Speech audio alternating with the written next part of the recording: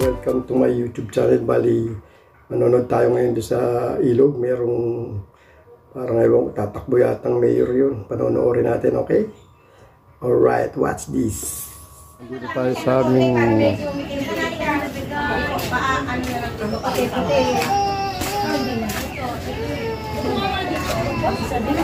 Oh, babati ka?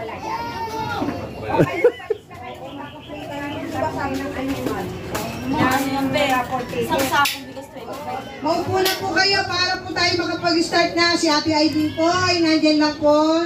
So tabi-tabi at hinihintay po kayong lahat na magsilapit po dito para po tayo ay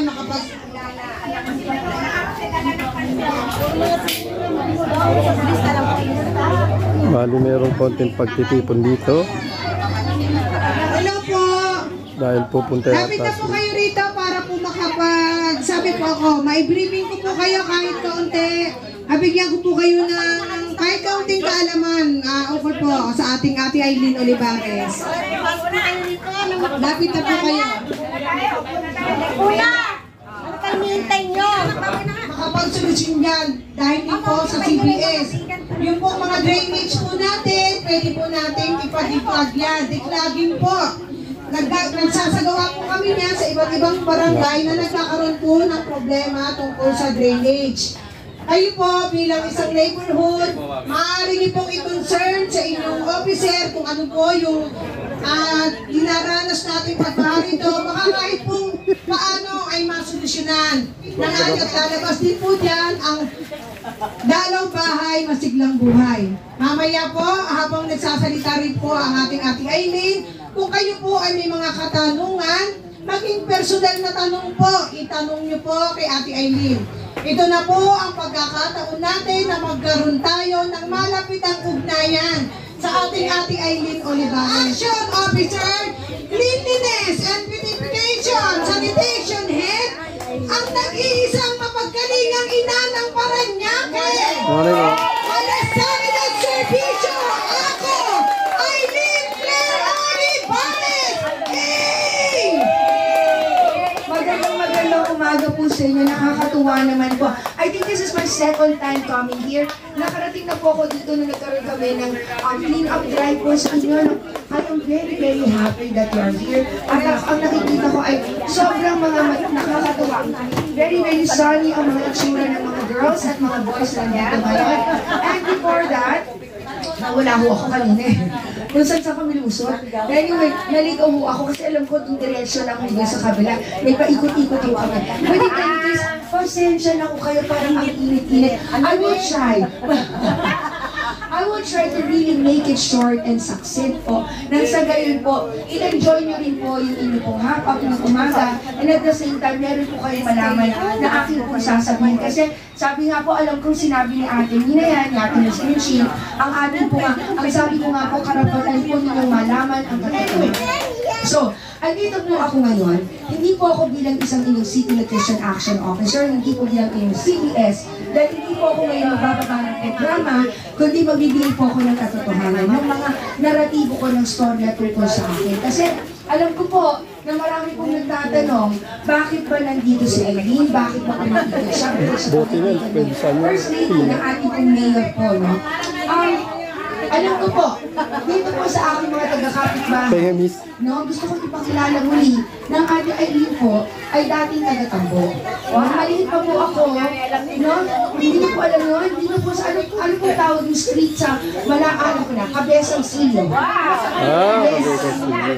I used to sing, di ba dati meron po dyan ng meron dyan ng isang bake shop, bakery, nilalagay mo ko ng nanay ko dyan. Ako'y pinakakanta ng Didi Trellis na nakagaling daw apa. Yes po, kasi dati maganda po boses ko ng bata po. Panamin po ninyo na marami po kasing kaisipan na binigay po sa inyo, lalo na sa mga Tambo, kasi dito po sa taga-Tambo, no? Hindi po ako kilala, pero meron na pong sinasabi tungkol sa akin. Okay, tanungin ko po.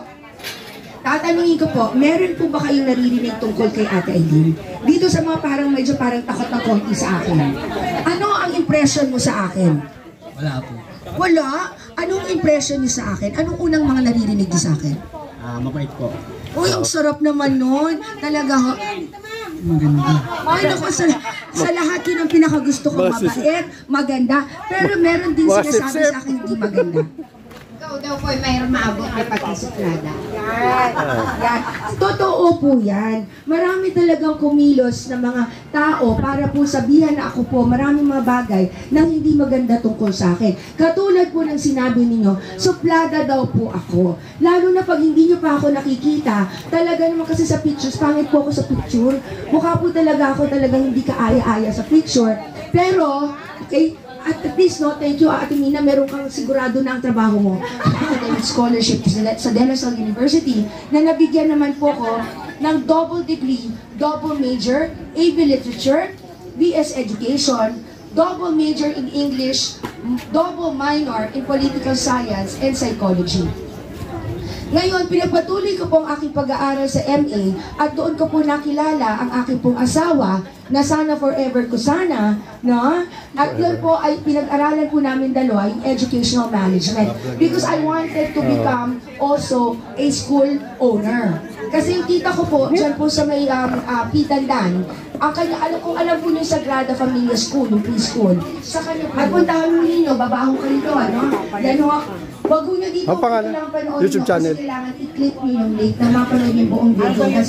YouTube channel. 5 minute, Eileen Claire Olivares lamang po. That's a 5-minute video po na everything about my childhood. Anyway, going back to what I was saying, no? So ako po ay nagtapos ng De La Salle, kaming dalawa ni Mayor Eric, no? And nung kami po ay kinasal, ako po ay nag-decision po na ako mag-tuos. Ay, mga SK po, palapakan po naman natin ang mga SK. Ayan, mga magagaling na mahuhusay na magiging servisyo pagdating ng araw. Dito kay Sarap. Ang ngayon nga naninilbihan na sa inyo, what more po, pag sila ay meron talaga mas malaki pang posisyon. But in any case, balik po ako doon. So, lagi po akong napupolitika. Tandaan po ninyo na ang aking pong posisyon ay dalawang posisyon na kahit kailan ay hindi ko po hiningi, hindi ko po inaway ang aking pong asawa nang sa gayon po ay ibigay po sa akin. Hindi katulad ng pinakakalat ng marami na kasi ako daw po, mahilig daw po ako mang-away ng asawa ko. Kaya naman, napilitan siya na ibigay sa akin yung City Nutrition at CBS. Hindi po yun totoo sapagkat panahon pa po ng matandang Bernabe, Florencio Bernabe Sr., Florencio Bernabe Jr. kay Mrs. Bernabe, no? Si, ano na yung nga pala nun? Si, ayan, nalimutan ko na, senior citizen, Tita Girlie Bernabe. Panahon pa po ni Alma Moreno kay Joey Marquez, panahon ho ng aking pong father-in-law na si Rosario de Leon Olivares, at panahon ni Edwin Olivares kay Janet Olivares. Lahat po sila, saan ho si Edwin? Congressman. District 1. Okay. Papakita ko sa inyo, bakit ho siya nasa District 2. Saan ho itong blessing ng covered court na to? Pakibasa po. 4th Street, Barangay San Antonio. Saan ho ang Barangay San Antonio? District 1, District 2. District 2. Eh bakit nandito ho siya sa tarpaulin ng District 2? Bakit nga ba? Ang sarap sagutin.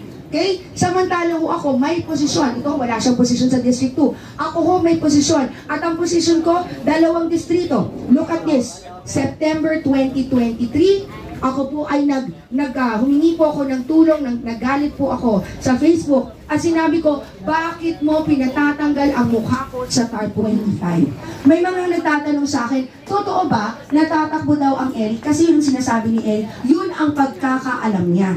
Ang alam niya, mahal siya ng kapatid niya, pero tingnan ho natin, papaakin po puputulin ang aking daliri kung hindi totoong sasabihin ko sa inyo, na ang Edwin ay ulit iniikot na naman ang puwet at ulo po ng isang Eric Olivares nang sa gayon, no, mapaniwala niya ako na hindi siya tatakbo, nang sa gayon, tigil-tigilan ko na ang pinaggagawa ko. That's number 1. Number 2, para mapanghawakan pa rin nila ang isip ng Eric Olivares, nang sa gayon, hawak pa rin po nila ang City Hall. Yun lang. Dahil ang ating pong national, may pera po yan may budget po yan. 1 billion ang budget ng isang national representative. Ang budget po ng City Hall ay 14 billion.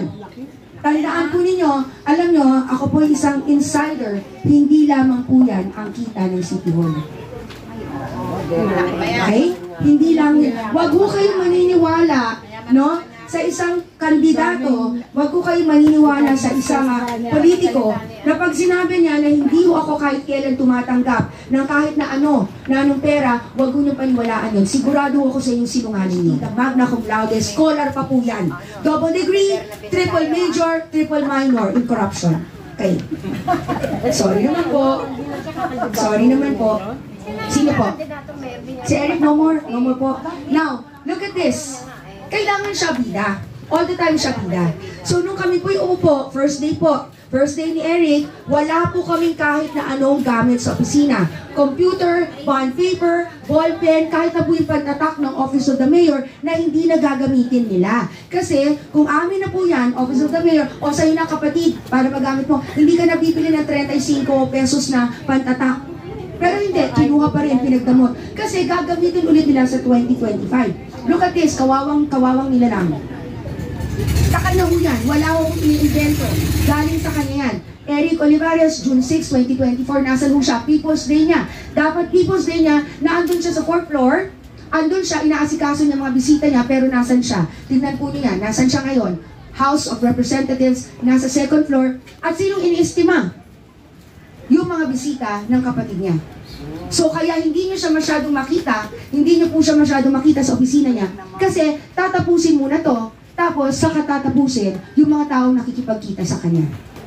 So ako sa congressman, ako po'y pinag-iisipan ko talaga kung sino ila-line up ko, kasi hindi ko po pa po alam yung aking pong magiging line up for the congressman. But in District 2, meron na po akong nasa isip, meron na po akong nasa puso.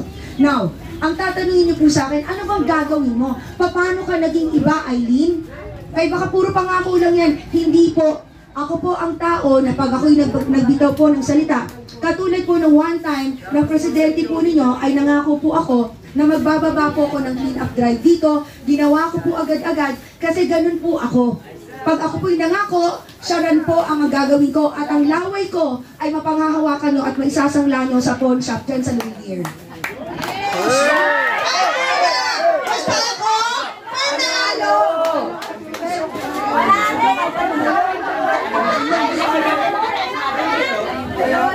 Ano to? Elmita Robles?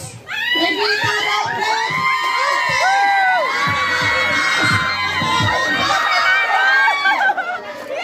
Nasulit naman ang pagkahila ni Ate Marites. Sabi ng serbisyo!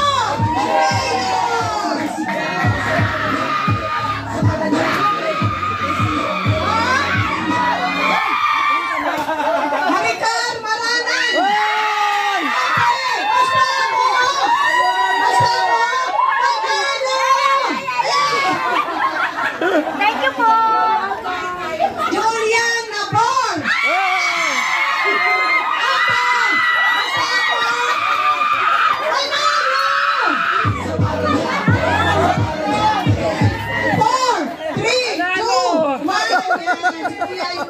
Ayun.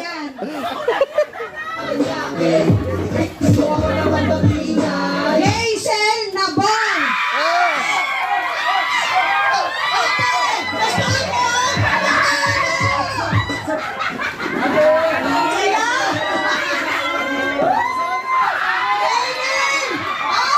Ellen Ramirez! Ellen! Si ate! Ate, gusto ako! Ay, Henry Olivares, malasakit ang serbisyo! Mayor! Muli po ang aking pasasalamat po sa inyo lahat, sa lahat ng taga-Agripina, sa lahat po ng mga nandito ngayon. Isang malakas na at kayo pong lahat ay panalo. Maraming pong salamat sa inyo. That's all for today my vlog at medyo nangangamoy na election dito. Kaya nangangampanya na atin vlog pero neutral tayo. Magtitignan pa natin yung ibang mga kandidato. Bablog pa natin pag meron. Okay? Alright, gaya na dati. Subscribe lang sa aking YouTube channel dito. Like, share, and comment din. Para mag-start na naman tayo mag-vlog. At shoutout sa aking misis. Nasa Dubai. At Nanalo nga pala ako doon sa raffle. Nagpa-raffle sila ng bigas. Nanalo ako ng 5 kg. Okay, thank you. Iba ako. Iba yan. Okay, bali hanggang dito na lang. Hanggang sa susunod na vlog ulit. Bye-bye. God bless. Alright.